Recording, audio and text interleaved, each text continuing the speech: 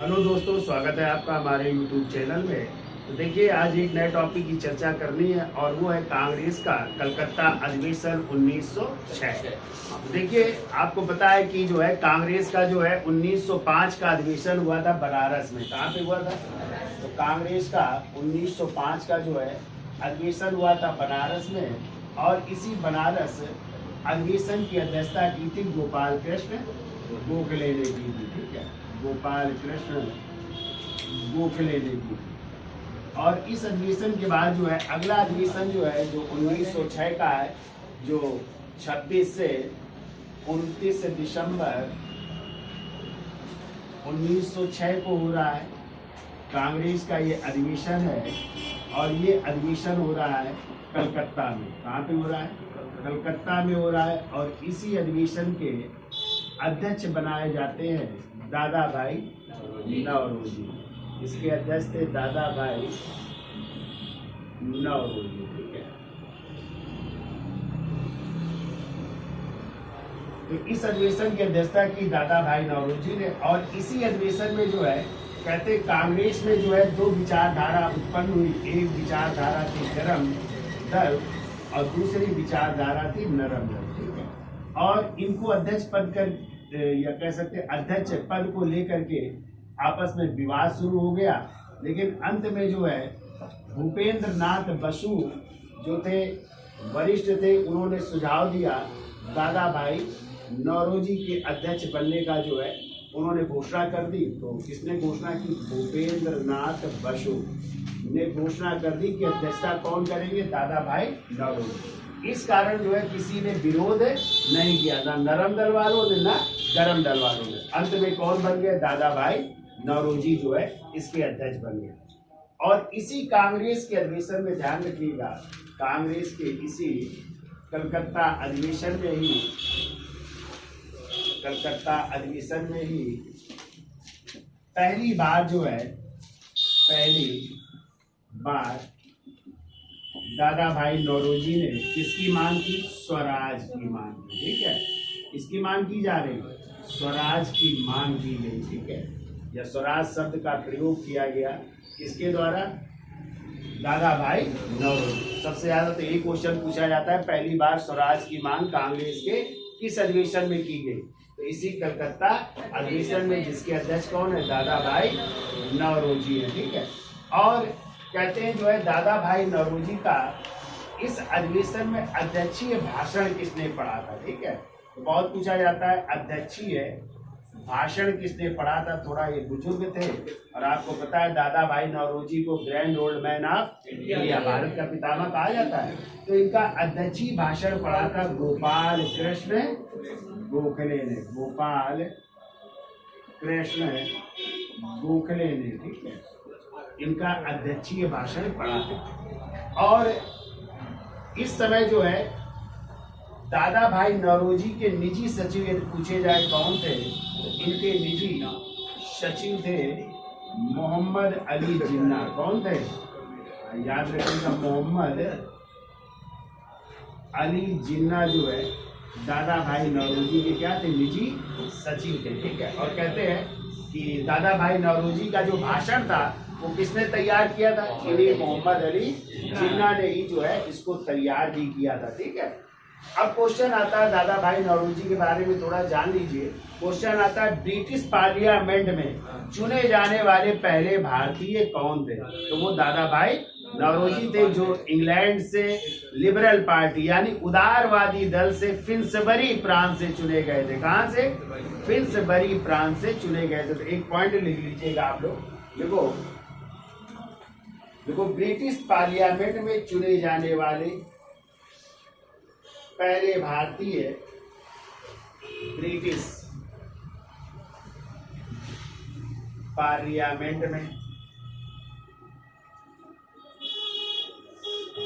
Parliament में चुने जाने वाले पहले भारतीय दादा भाई नौरोजी थे। दादा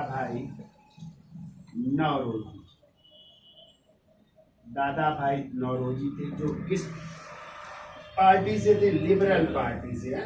लिबरल पार्टी या किसी को कह सकते हैं उदारवादी दल है, उदारवादी दल से चुने गए थे। और कहाँ से चुने गए थे तो लिख लो फिन्सबरी प्रांत से, फिन्सबरी प्रांत जो ब्रिटेन में है वहां से ये जो है चुने गए थे, जो है पार्लियामेंट में चुने जाने वाले पहले भारतीय। ठीक है, ये भी याद रखिएगा। जो 1892 से 95 तक रहे थे, 1892 से 1895 तक ब्रिटिश पार्लियामेंट के सदस्य भी रह रहे हैं। ठीक है, अब देखिए नौरोजी को कई नामों से जानते हैं, तो लिख लो दादा भाई नौरोजी को, दादा भाई नौरोजी को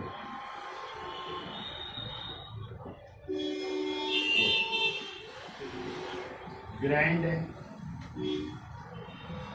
old man of India, old man of India, यानी हिंदी में कहेंगे तो भारत के पितामह भी कहे जाते हैं, भारत के पितामह। इन्हें मिस्टर ब्लंट के नाम से भी जानते हैं, मिस्टर ब्लंट के नाम से जाने जाते हैं। इन्हें ग्लैड स्टोन भी कहते हैं, ग्लैड स्टोन यानी भारतीय ग्लैड स्टोन के नाम से भी जाना जाता है। इन्हें जो है मिस्टर नैरो मेरोजिटी भी कहते हैं, मिस्टर नैरो मेरोजिटी के नाम से भी जाने जाते हैं। इस तरह कई नामों से जाने जाते हैं। ठीक है, और इसी अधिवेशन में याद रखिएगा, कांग्रेस के कलकत्ता अधिवेशन में ही गरम पंथियों ने या गरम विचारधारा वाले गरम पंथियों ने किसकी मांग की थी? स्वदेशी बहिष्कार, स्वदेशी बहिष्कार, बहिष्कार राष्ट्रीय शिक्षा, राष्ट्रीय शिक्षा एवं स्वशासन की मांग की। स्वशासन से संबंधित कह सकते हैं, स्वदेशी बहिष्कार, राष्ट्रीय शिक्षा एवं स्वशासन से संबंधित, स्वशासन से संबंधित 4 प्रस्ताव पारित किए, 4 प्रस्ताव पारित किए। ये भी याद रखिएगा कि कांग्रेस के किस अधिवेशन में गरमपंथियों द्वारा जो है 4 प्रस्ताव पारित किए गए। तो इसी कांग्रेस के कलकत्ता अधिवेशन 1906 में 4 प्रस्ताव कौन कौन से थे? स्वदेशी बहिष्कार, राष्ट्रीय शिक्षा एवं स्वशासन। याद हो जाएगा। तो कांग्रेस का कलकत्ता अधिवेशन कब हो रहा है? 26 से 29 दिसंबर 1906। कहाँ पे हो रहा है? कलकत्ता में। अध्यक्ष कौन चुने गए? दादा भाई नौरोजी ने। चूंकि यहाँ पे विवाद हो जाता है गरम दल और अध्यक्ष पद को लेकर, तो भूपेंद्र नाथ बसु जो वरिष्ठ सदस्य थे उन्होंने जो है घोषणा कर दी अध्यक्ष बनने की, किसकी? दादा भाई नौरोजी। तो किसी ने विरोध नहीं किया, ना तो नरम दल वालों ने ना गरम दल वालों से। जो बुजुर्ग थे दादा भाई नौरोजी अध्यक्ष बन गए और इन्होंने ही पहली बार इसी अधिवेशन में किसकी मांग की? स्वराज की मांग की गई। और यदि आ जाए इनका अध्यक्षीय भाषण किसने पढ़ा था, तो आप लोग क्या बता सकते हो? गोपाल कृष्ण गोखले, जो कि इसके पहले 1905 के बनारस के अध्यक्ष भी थे ना, बनारस कांग्रेस की अधिवेशन की अध्यक्षता भी थी। इनके निजी सचिव कौन है? मोहम्मद अली जिन्ना, दादा भाई नौरोजी के हैं, जिन्होंने यही अध्यक्षीय भाषण को तैयार भी किया था। ये भी याद रखिएगा, ठीक है। और दादा भाई नौरोजी ब्रिटिश पार्लियामेंट में चुने जाने वाले पहले भारतीय थे, ठीक है। जो किस पार्टी से चुने गए? लिबरल यानी उदारवादी पार्टी से। कहाँ से चुने गए? फिन्सबरी प्रांत से। कब से कब तक? 92 से 95। एक और क्वेश्चन आता है यदि आ जाए ब्रिटिश पार्लियामेंट का चुनाव लड़ने वाला पहला व्यक्ति कौन था, तो वो थे व्योमेश चंद्र बनर्जी, लेकिन वो चुनाव हार गए थे, ठीक है। और ये क्या हुए थे, जीत गए थे। अभी लिख लेना, बाद में जो है निकाल भी देंगे। फिर जो है दादा भाई नौरोजी को देखो किन किन नामों से जानते हैं, grand old man of India या भारत का पितामह, मिस्टर ब्रंट के नाम से, भारतीय ग्लैडस्टोन के नाम से, मिस्टर मेरोजिटी के नाम से भी जानते हैं, ठीक है। और इसी अधिवेशन में गर्म पंथियों यानी गर्म दल वालों ने जो है 4 प्रस्ताव पारित किए थे। वो 4 प्रस्ताव थे, स्वदेशी, बहिष्कार, राष्ट्रीय शिक्षा एवं स्वशासन से संबंधित 4 प्रस्ताव पारित किए। तो लिख लो वो पॉइंट, एक और लिख लीजिए।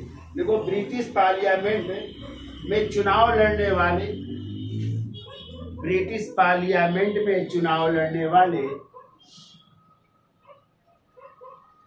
प्रथम भारतीय व्योमेश चंद्र बनर्जी थे। प्रथम भारतीय व्योमेश चंद्र बनर्जी थे, परंतु यह चुनाव हार गए थे। व्योमेश चंद्र बनर्जी थे, परंतु यह चुनाव हार गए थे। तो व्योमेश चंद्र बनर्जी का नाम सुना है ना।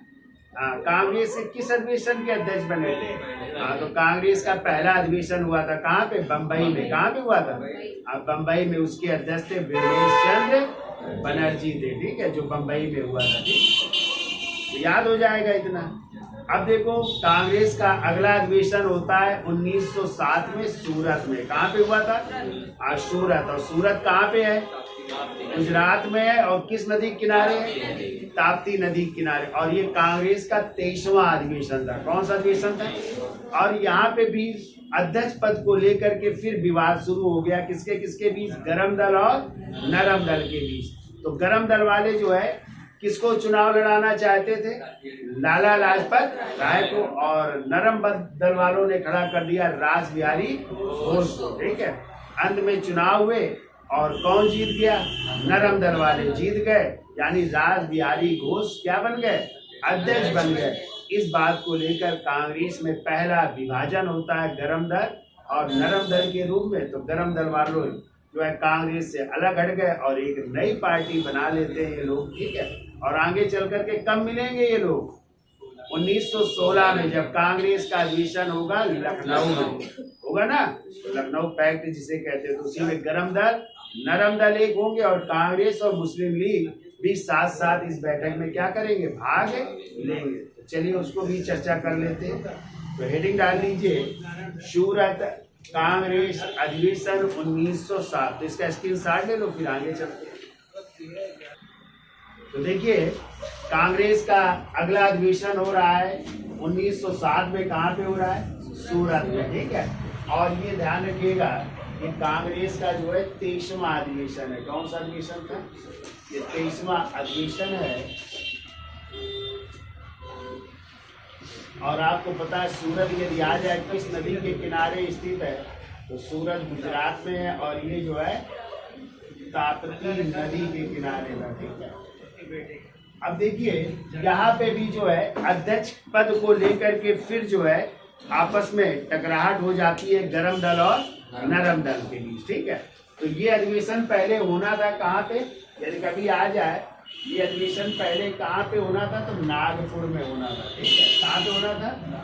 और नागपुर में जो है वर्चस्व था किसका? गरम दल वालों का। तो गरम दल वाले चाहते थे अधिवेशन कहाँ पे हो? नागपुर में। चूंकि बाल गंगाधर तिलक भी आपके पता है महाराष्ट्र के ही थे, उनका वर्चस्व था। और नरम दल वाले चाहते थे कि अधिवेशन कहाँ पे हो? सूरत में, चूंकि यहाँ पे इनका वर्चस्व था। अंत में नरम दल वाले जो है कामयाब हो जाते हैं और ये अधिवेशन कहाँ पे हो रहा है? सूरत में हो रहा है। और सूरत किस नदी किनारे?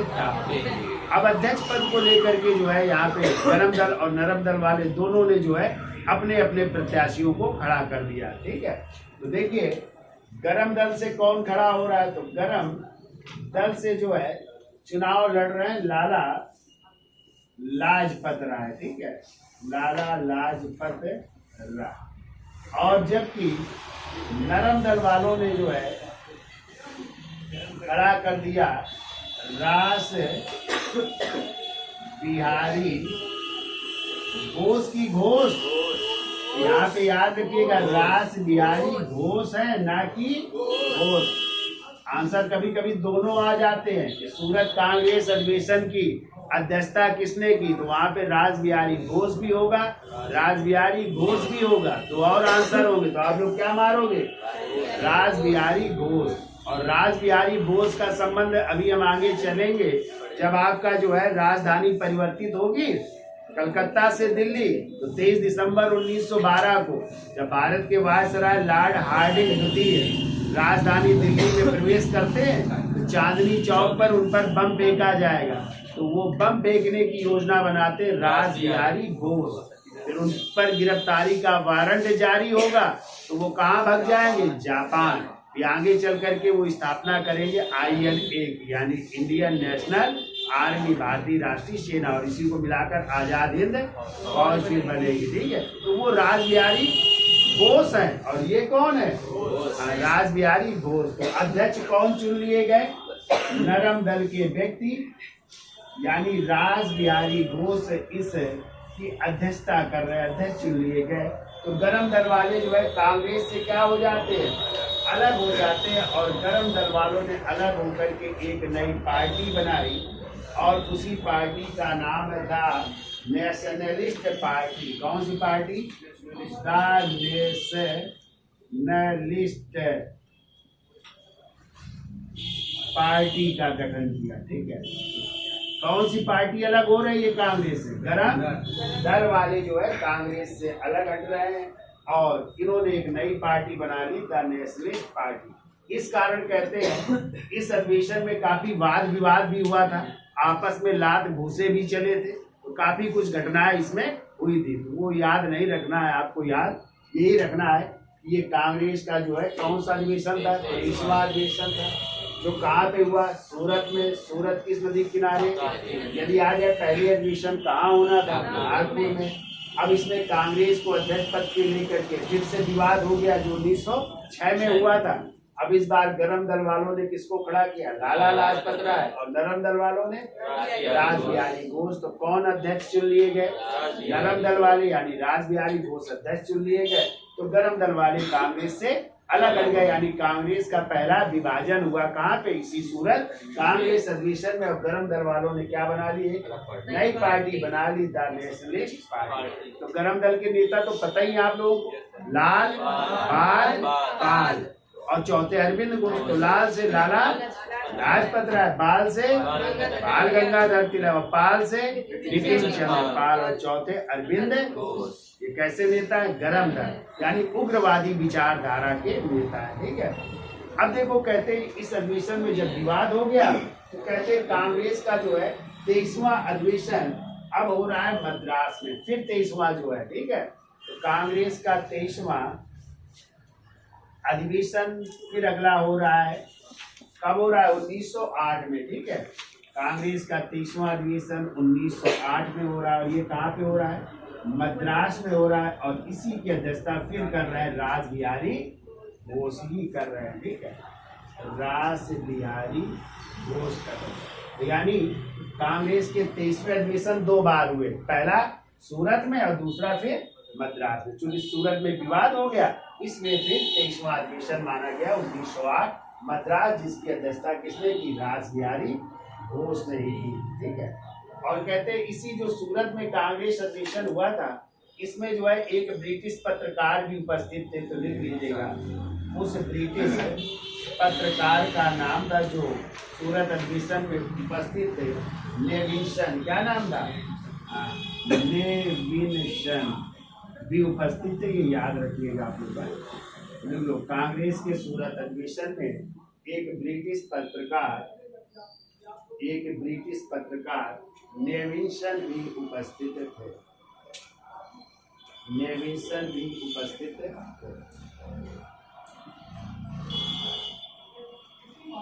याद हो जाएगा, इतना बहुत कठिन नहीं है। अब इसके बाद जो है अगली संस्था स्थापित हो रही वो है मुस्लिम लीग। हेडिंग डाल लीजिए आप लोग, मुस्लिम लीग 1906, और इसका स्क्रीनशॉट ले लो।